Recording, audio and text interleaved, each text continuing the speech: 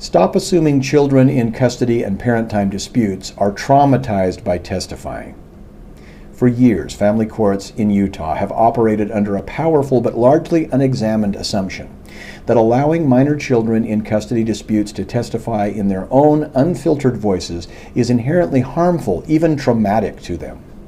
Not that it can be difficult in some cases, but that the act itself presumptively does all children serious and lasting damage and therefore must be avoided. That assumption, more than any statute or rule of evidence, has become the primary barrier to Utah courts hearing directly from one of the most percipient and factually informed witnesses in the child custody and parent-time case, who also happens to have the greatest stake in the outcome. This belief treats minor children as categorically fragile rather than context-sensitive individuals, and it conflates two very different things: the distress associated with family breakdown and the discrete act of being asked, carefully and appropriately, to describe one's own lived experience, observations, and preferences.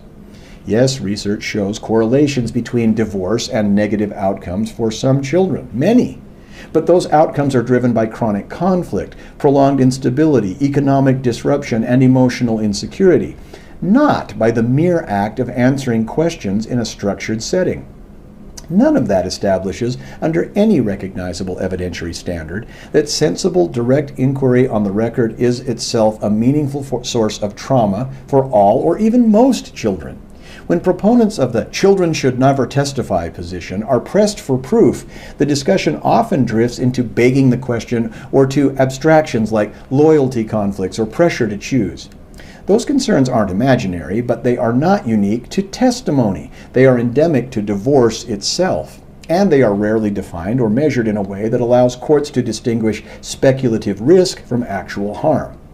If the claim is that testimony causes children trauma in these settings, then the burden should be to show it clearly, empirically, and by isolating testimony as the causal factor. Absent that showing, blanket prohibitions rest not on evidence, but on feel-good intuition, risk aversion, and institutional habit. The result is an oddly paternalistic posture. Children are deemed perceptive enough to be profoundly affected by custody outcomes, but not competent enough to describe the realities of their own lives or to express their own desires. We routinely allow children to testify in criminal cases and abuse proceedings when appropriate safeguards are in place. But when it comes to explaining who actually gets them to school on time, who helps with homework and attends parent-teacher conferences, who enforces routines and follows through on discipline, who notices when something is wrong, and who provides emotional steadiness day to day, and where they experience consistency, safety, and stability, we suddenly prefer silence? That approach doesn't protect children, it sidelines them. It substitutes adult speculation for first-hand knowledge from the children themselves and elevates procedural comfort over evidentiary integrity. Courts should not assume universal fragility any more than they should assume universal resilience.